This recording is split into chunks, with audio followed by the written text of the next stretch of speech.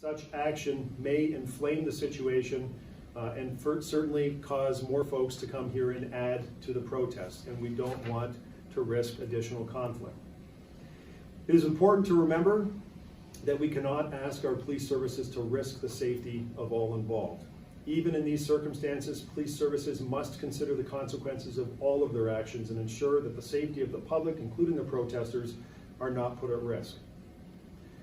Police actions must be calculated and appropriately balanced. And at this time, our focus is on maintaining security and de-escalating the situation as much as possible.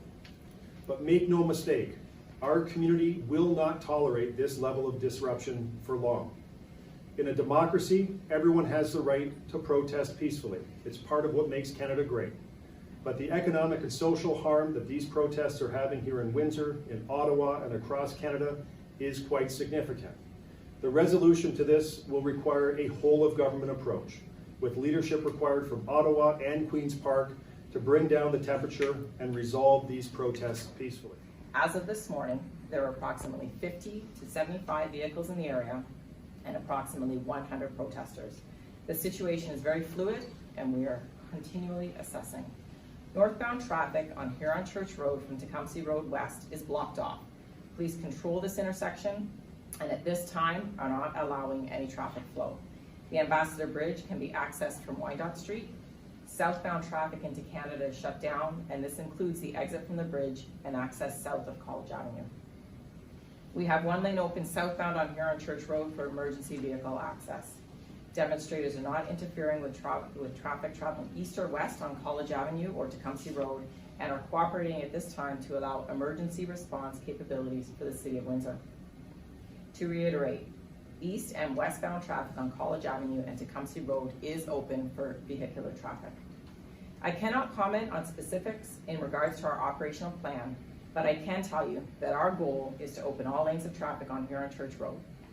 In order to do that, we are taking a diplomatic approach and attempting to negotiate a safe and sustainable resolution. I realize this is an emotional time for many and urge everyone involved not to jeopardize public peace or participate in purposely illegal events. To those engaged in the protest, we implore you to continue to speak with our officers on the ground.